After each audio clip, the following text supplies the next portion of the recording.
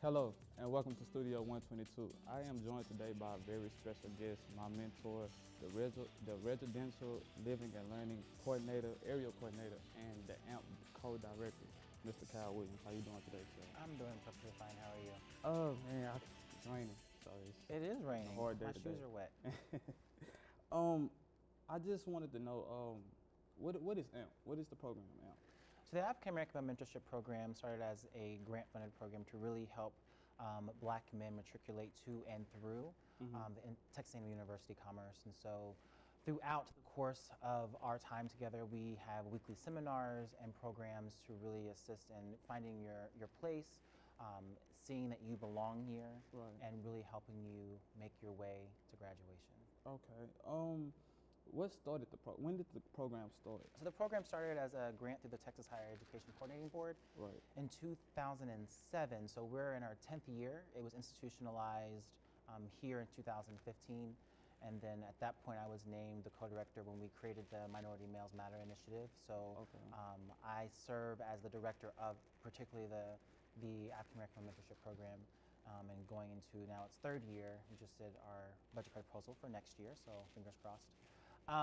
But that's really how it started, where we're going. I think we're looking at still continuing the great programs that we do throughout this year, and really encouraging as we look at next year, more students applying to really help make sure that we are increasing our persistence rates here at the institution. Okay. What are some of the things that the young males of AMP do around the campus? So we have individuals that are not only within AMP, Right. We have individuals that are fraternity presidents, we have individuals who serve now newly elected SGA members. The current, the newly elected president and vice president of SGA are both AMP members. We have individuals who are involved in Leadership Without Limits, sophomore year experience, residential living and learning. The purpose of the program is to really allow those individuals, Black males, to become involved in campus. Right. As we know from our research as higher education practitioners, the more involved you are, the more likely you are to persist and graduate. And so we really encourage that, and that has really been the experience of our students. We have alumni who have now graduated and are now in their field, and now actually I have a previous student who just got accepted into his doctorate program. So we have a strong alumni base as well of individuals who have been successful through the program, after the program.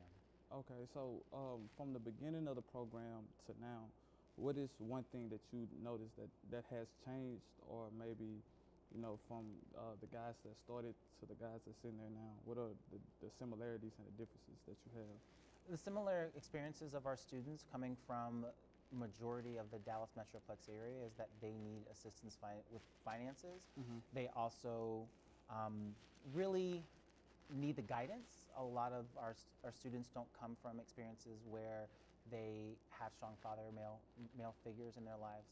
So that's been one similarity. And then difference is really that a lot of times our students don't know how to advocate for themselves in the spaces that they're provided. And so really providing them the opportunity to do that and training them how to have those conversations is important. Well, if you're joining us, I am sitting down with the Living and Learning Residential Area Coordinator and AMP Director, Mr. Kyle Williams. So, Mr. Kyle,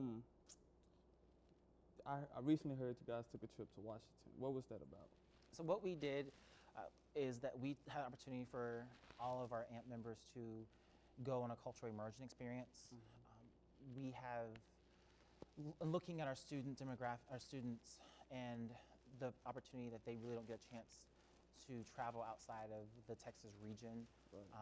looking at the opening of the African American Smithsonian, Right. looking at the opportunity to really take students out of their comfort zones and have them to experience their own history and to be able to see it. We toured Howard University.